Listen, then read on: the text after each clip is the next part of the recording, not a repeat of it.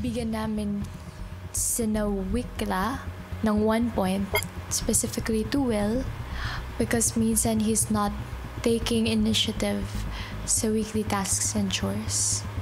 Binibigyan po namin ng 1 punto sina Ralph at AZ, kuya, dahil sa pagiging indecisive nila during our weekly tasks. Imbis na siguraduhin po nila yung mga strategies na i-apply during our weekly tasks, hindi po nila inalam kung pwede ba or bawal yung mga ginawa namin, kuya. 1 point ang duo na Mick-Ver dahil po kay Michael, kuya, sa tingin ko po until now is ganun pa rin po medyo sumusobra po para sa akin yung pagiging alaskador niya or pangpaprank niya lalo sa mga boys po. Lalo kay Josh, minsan naiisip ko po na anytime baka may mapikon sa kanila. Kuya, binibigyan po namin ng 1 point yung Wikla dahil ramdam po namin na kulang pa po sa initiative sa paggawa ng chores si Will at sa pagpapakatotoo.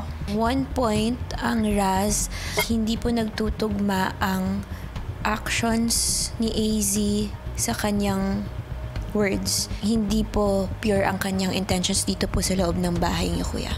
1 point ang duo na si Raz. Besides miscommunication, we felt the presence more of Ralph in leading us to the performance task, and we believe AC should have spoken up more and asserted herself more. 1 point ay sina Bretin, specifically Brent po.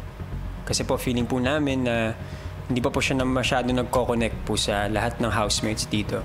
Kuya, we're giving our 3 points to both Michael and River dahil hindi po sila nakikisama po sa aming girls despite our efforts to get to know them more.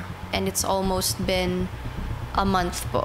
Binibigyan po namin ng 3 points sila Michael at River dahil po para kay Michael, pakiramdam po namin, nag-adjust lang po siya para maging ligtas o maging safe, kuya. Hindi po siya ganun ka nagpapakatotoo. Binibigyan po namin ng 3 points ang duo na Shakira. Si Charlie po kasi napapansin namin na sobrang nagiging playful po.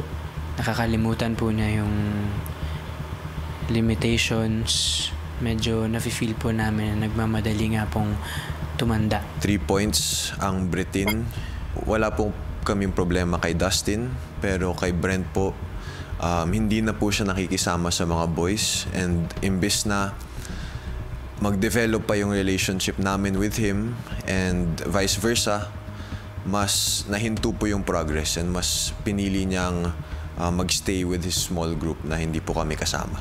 Binibigyan po namin ng 3 points yung Shakira, kuya, kasi po nakita po namin yung inconsistency po nila sa gawaing bahay and most of the time po kailangan pa pong turuan si Kira. Kuya, bibigyan po namin ng 3 puntos si duo na Shakira, Charlie and Kira dahil parehas po silang na-notice namin na may lack of initiative pagdating po sa household chores.